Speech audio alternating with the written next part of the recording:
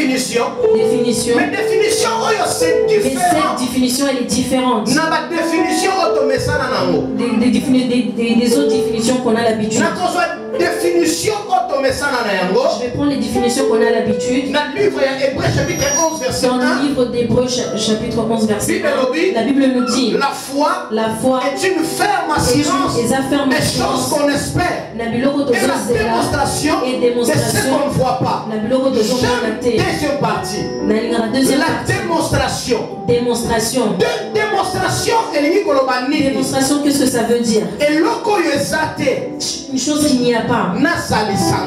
Que je le faire apparaître. Je le fasse apparaître. Invisible. Une chose invisible. Visible.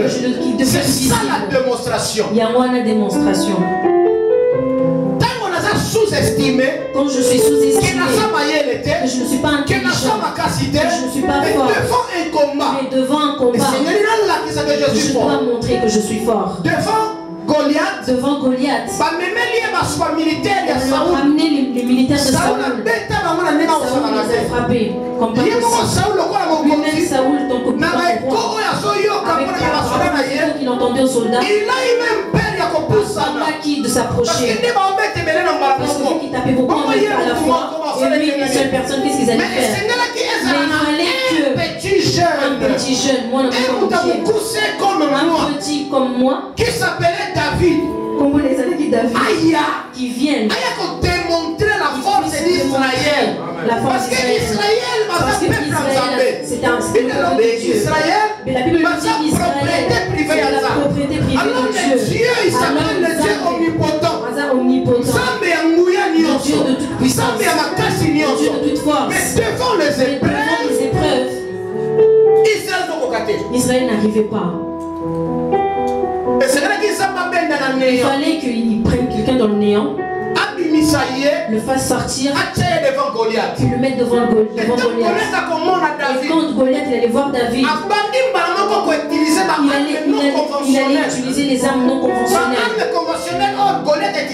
C'était quoi ces armes? Décourager David.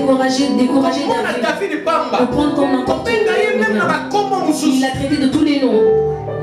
Mais David pour démontrer la force d'Israël, pour faire apparaître quelque chose d'invisible. Et c'est là que David a utilisé il devait utiliser ses paroles. Tu viens à moi avec des armes. Tu viens à moi avec tout ce que tu as. Un militaire avéré, puissant, plein de connaissances et de techniques de guerre. Mais David, un berger, devant toi, au nom de l'Éternel Dieu des armées. Amen. Il fallait cette démonstration de puissance de Dieu l'Éternel des armées pour sortir de la bouche de David. C'est quoi la foi? C'est quoi la foi? C'est une ferme assurance. Ferme assurance. Ferme. Assurance. Donc quand je crois, là où je suis, soit par terre, soit au sol.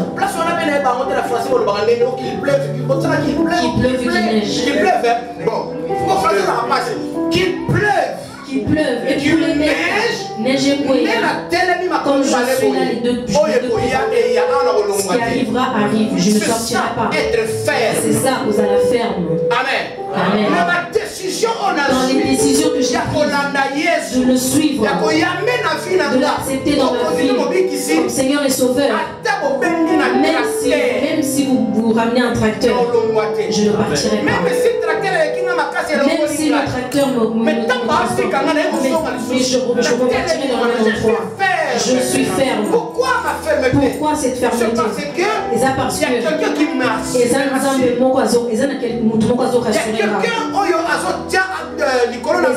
y a quelqu'un qui met sur moi une protection. C'est ça l'assurance.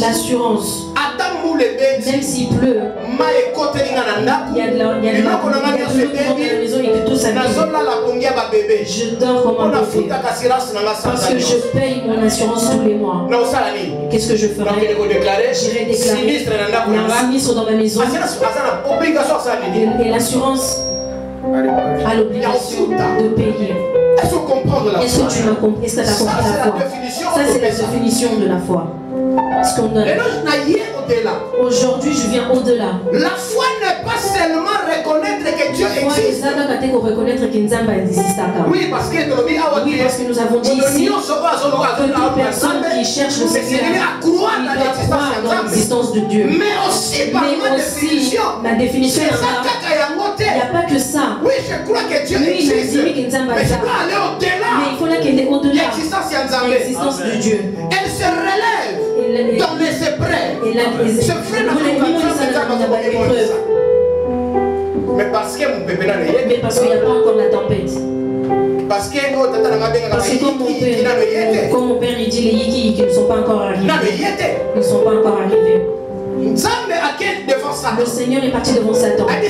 Il a dit, tu viens de là-bas. Il frappait le cœur. Est-ce que tu n'as pas vu mon enfant? Tu n'as pas vu mon enfant Job?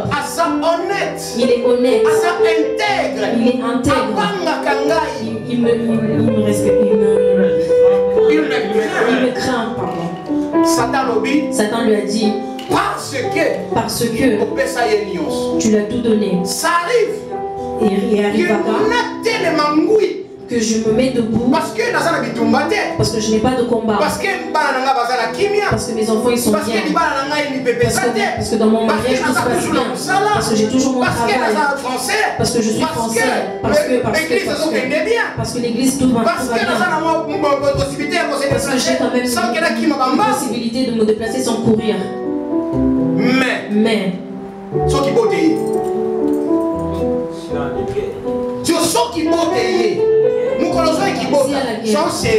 soyons sérieux. Pardon, je suis ton frère. Le jour où tu as eu le rejet, donne la réponse dans ton cœur. Le jour où tu as eu le rejet, comment ça s'est passé? T'as vu, hein? Je suis arrivé. Je sais. Je connais un serviteur de Dieu. Naïbi, serviteur dans l'équipe intercession. Il m'a rencontré dans l'équipe de l'intercession. En 92, je venais en Iran. Il devait venir par Moscou.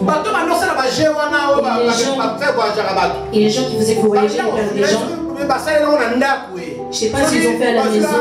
Je ne sais pas où ils ont eu les papiers. Il est arrivé à l'aéroport. Il a présenté les papiers. Ils ont regardé. Ils ont dit qu'est-ce que c'est. Lui il venait, il savait que ce qu'il avait c'était un visa. Et le nom c'était le passeport. Est-ce que j'allais voyager? Et il est arrivé à l'aéroport. Ça ne veut pas dire parce que si je suis à l'aéroport que je vais voyager. Il est arrivé à l'immigration.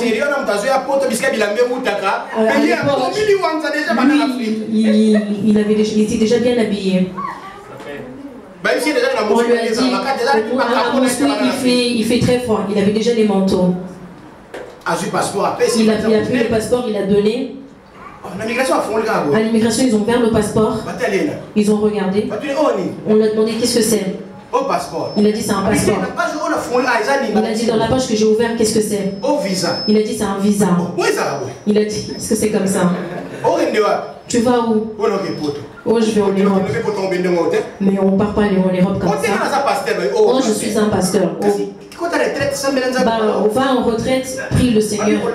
Tu ne passeras pas, tu ne voyageras pas. Maintenant, la personne qui lui a fait, il est passé et l'autre il est parti. On lui faisait nourrir l'espoir. Attends, tu vas partir, tu vas voir. À la fin,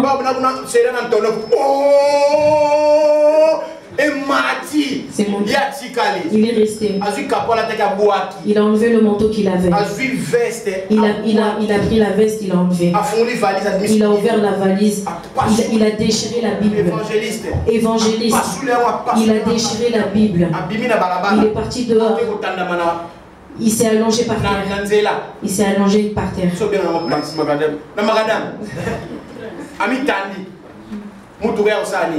Il voulait que la voiture l'écrase. Parce que pourquoi? Il n'est pas parti en Europe. Un évangéliste. Est-ce que quand les problèmes arrivent, tu gardes toujours ta foi? Tu gardes toujours ta foi. Amen. Amen. Alors la foi, c'est au-delà de ça. Elle se révèle dans les épreuves. Et moi, votre foi en Dieu sera vraie. Elle est plus grande que le crise que vous traversez. Ta foi aura de sens. Le jour où il y aura un problème. Et qu'on dit l'équipe à crise. Amen. C'est le jour où on saura que toi, tu as la foi. C'est ça la définition. Écoute-moi, bien-aimé. J'y vais. J'ai encore 20 minutes.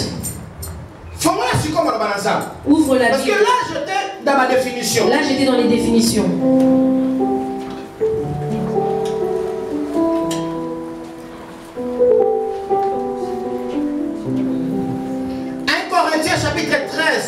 1 Corinthiens chapitre 13. Verset 13. Verset 13. 1 Corinthiens 13, 13. 1 Corinthiens 13, 13. La Bible reconnaît ces deux choses que nous sommes en train de dire. Je lis au nom du Seigneur. Amen. Maintenant donc, ces trois choses demeurent. La foi, l'espérance, la charité. Mais la plus grande de ces choses, c'est la charité. Parole du Seigneur. Parole du Seigneur. La Bible nous dit ces trois choses dans le livre de 1 Corinthiens chapitre 13 verset 13. Bien-aimé, je vous préviens déjà que le révérend dit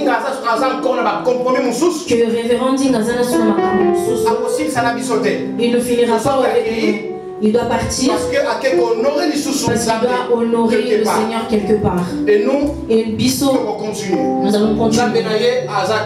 Que le Seigneur est avec nous. Amen.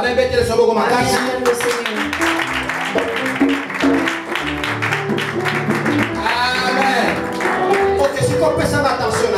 Donne-moi ton attention. Dans la lecture, nous étions pas à reprendre lecture. Maman Bélange, elle reprend la lecture. Elle va lire dans sa version et moi je vais lire dans ma version. La version dans ma version, on nous dit en somme, trois choses demeurant: la foi, l'espérance et l'amour. Mais la plus grande d'entre elles, c'est l'amour. Ma version. Maintenant donc, ces trois choses demeurent: la foi, l'espérance, la charité. Mais la plus grande de ces choses, c'est la charité. Amen. Dans la vie d'un chrétien. Parce que là, nous parlons des chrétiens. Parce que nous sommes dans une conférence biblique.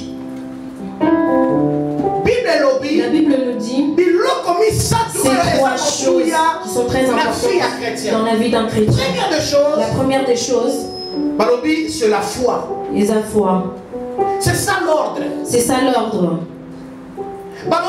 On nous dit l'espérance. L'espérance. Et après on nous dit c'est l'amour. C'est l'amour. Et en conclusion, ces trois choses, le plus important, c'est l'amour. C'est l'amour. Est-ce que dans la vie d'un chrétien, ces trois choses, ils y sont? Est-ce que nous pouvons lire la liste des chrétiens? Non, nous ne pouvons pas. Parce que la foi, comme nous avons dit tout à l'heure, c'est une ferme assurance. La foi, on a dit la foi. C'est la démonstration de la puissance de Dieu. La foi, la foi, on a dit, c'est la confiance. Si tu ne donnes pas une confiance, si tu ne crois pas la personne avec qui tu es, est-ce que nous compter parmi ces personnes? Même dans nos relations intimes, même dans nos relations intimes, dans nos mariages, quel que soit le passé de la femme ou de l'homme, dès que vous êtes unis, la première des choses, tu dois croire en elle. Si tu ne crois pas en ton partenaire, tu le pousses à retourner dans son passé. Ça veut dire qu'un chrétien, si tu ne crois pas au Seigneur, ça veut dire que tu t'éloignes de lui. Parce que Zambatika toujours là où il ne change pas de place. Même quand nous pleurons, le Seigneur, tu vas laisser. Seigneur, tu t'es éloigné. C'est pas le Seigneur qui s'est éloigné de toi. C'est toi, tu t'es éloigné. Tu l'as laissé là où vous êtes rencontrés. Tu recules pour aller dans ton passé. L'espérance. Nous avons dit tout à l'heure, c'est la confiance dans l'avenir. Tu dois savoir que quand je parle avec le Seigneur, quand je crois au Seigneur, c'est de prendre ce que le Seigneur donne. Là-bas, tu dois pousser ça. Qu'est-ce que le Seigneur donne? La première des choses que le Seigneur donne, c'est le plus important. C'est d'abord la vie éternelle. La vie éternelle. Tu dois espérer dans le futur. L'apôtre Pierre demande à Jésus. Nous te suivons. Nous avons tout laissé. Notre travail. Nous avons laissé. Nous avons suivi. Qu'est-ce que nous aurons en retour? C'est là aussi l'apôtre Pierre avait raison. L'apôtre Pierre avait raison. Sa foi est alimentée par la parole de Dieu. Alimentée par la parole de Dieu. Comme il est écrit. Que la foi vient de ce qu'on attend. Et ce qu'on attend, c'est la parole de Jésus. Alors Christ l'a répondu. Pour tous ceux qui m'ont suivi, la première des choses en bas, vous allez avoir le centuple. Le centuple avec les épreuves. Nada épreuve. Vous allez avoir le centuple avec le centuple. Mais ici en bas, en haut, vous allez avoir la vie éternelle. Ces paroles, ça a touché Pierre. Il est resté avec. Il a mis l'espérance. Parce que en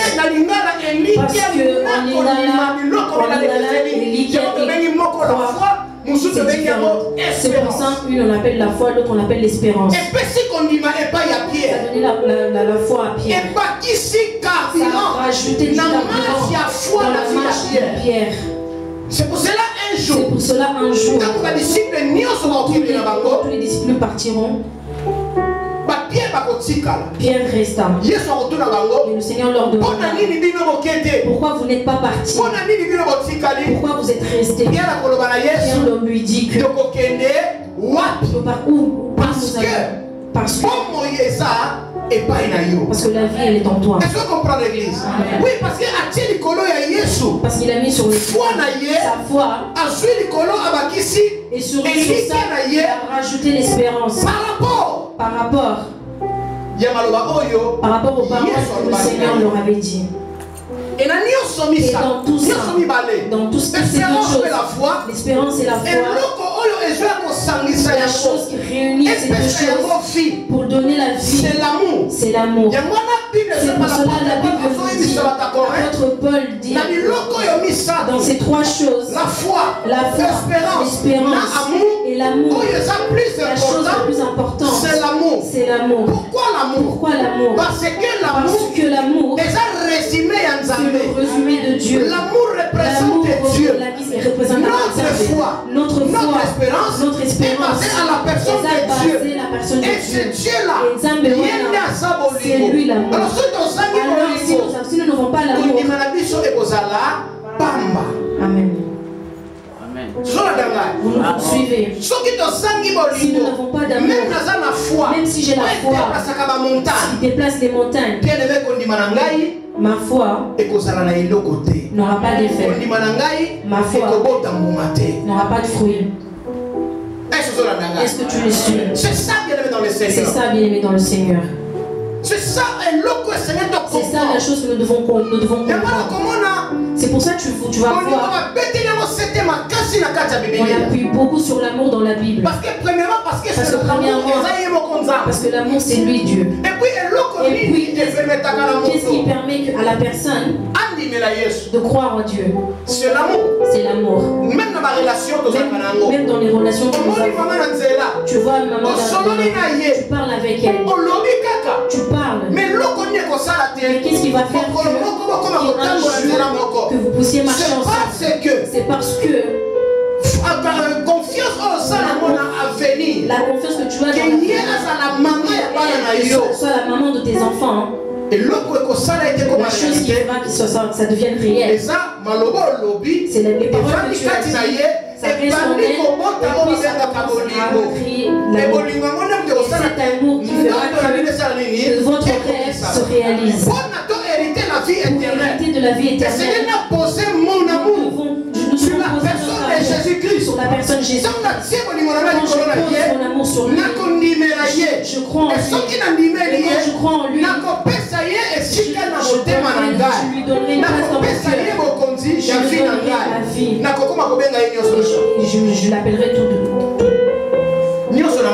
Mon tout.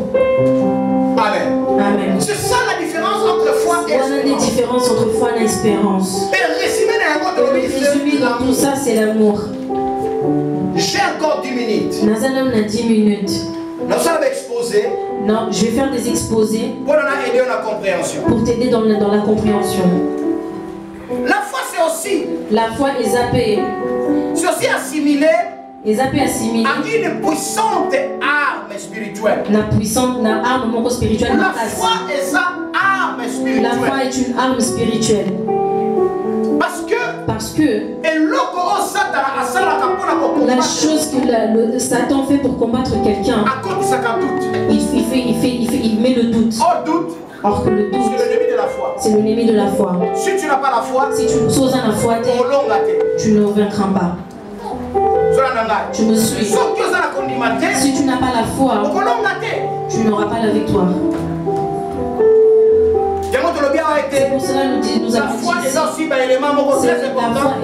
un élément très important dans les armes spirituelles. À savoir sur le bouclier. À savoir les armes boucliers. La foi est un bouclier. La foi c'est le bouclier. La foi c'est la foi qui nous protège. Foi te protège à Rabisson. Et qui a pour but d'éteindre tout le train. Tout le train enflammé de les attaques de l'ennemi. La foi. La foi. J'ai dit c'est le bouclier. Ce bouclier. C'est ce qui a empêché de l'ennemi de t'atteindre. C'est pour cela, bien aimé, tu vois toutes les tentations. Papa, dans ta vie, tu tombes. À chaque fois qu'il y a une tentation, tu tombes. Quand c'est pour voler, tu voles. Quand c'est pour avec les mains, tu tombes. Tu tombes à chaque fois. Pourquoi? C'est parce que ton bouclier, la vie n'a il n'y a pas de bouclier dans ta vie. Le bouclier, c'est la foi. C'est la foi. L'homme de Dieu a bien choisi. L'homme de Dieu a pour qui bien. Le thème de notre conférence. Pour nous bien nous armer dans toutes circonstance, ne tombons pas. Amen. Amen. Que le Seigneur bénisse. Romains 10, 17. Et si la foi vient de ce qu'on attend, et ce qu'on attend, c'est la parole de Dieu. Amen. Si tu veux que ta foi croie, grandisse, c'est la parole de Dieu. N'évite pas la parole de Dieu. La Bible nous dit, même pour réussir dans la vie, il faut la parole de Dieu. Il faut la parole de Dieu. Que ce livre de la loi, que le livre de la loi ne s'éloigne point de ta bouche. Méditez-le jour et nuit. Bien-aimé, pour tout peut mourir. Nous avons l'obligation de méditer la parole de Dieu. Et là aussi, la méditation de la parole de Dieu, il y a une nuance. Il y a une nuance. Et c'est quoi la nuance? La lecture et la méditation. La lecture, c'est autre chose. Et la méditation, c'est autre chose. C'est autre chose. Est-ce que tu me suis? Il y a souvent, quand je prends ma Bible et je commence à lire, tu penses que tu médites. Non. Non. La méditation, c'est aller dans la profondeur. Il y a l'écriture, il y a la lecture. C'est au-delà de la lecture. C'est au-delà de la lecture.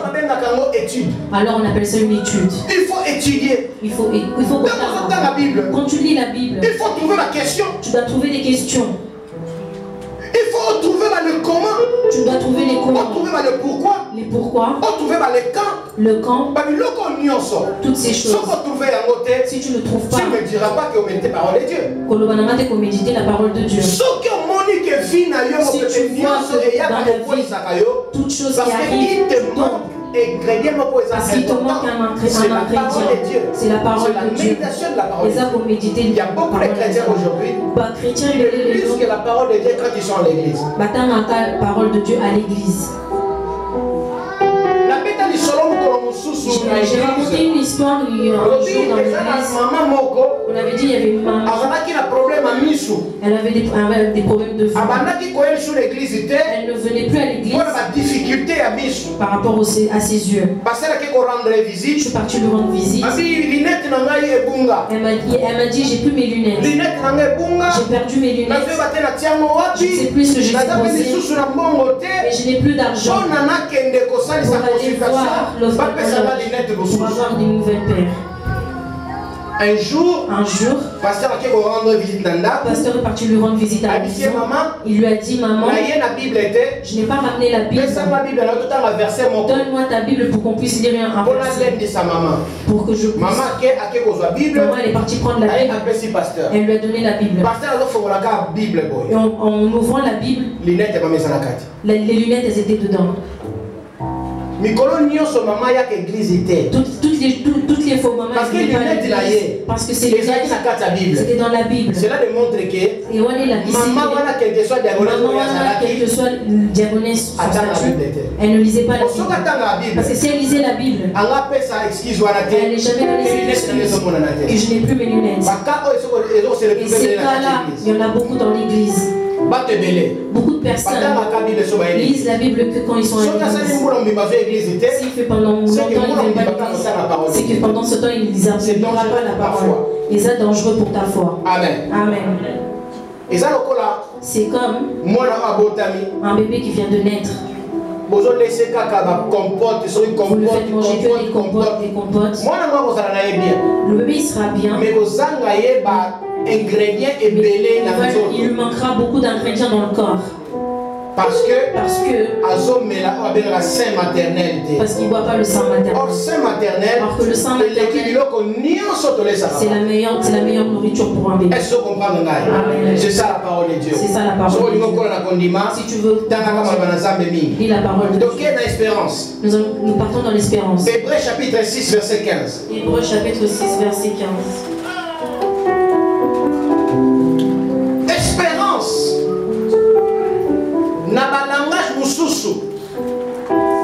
Espérance dans d'autres langages.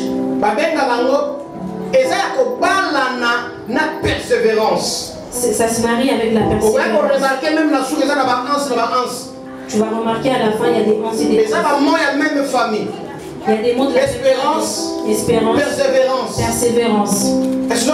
Est-ce que tu me suis?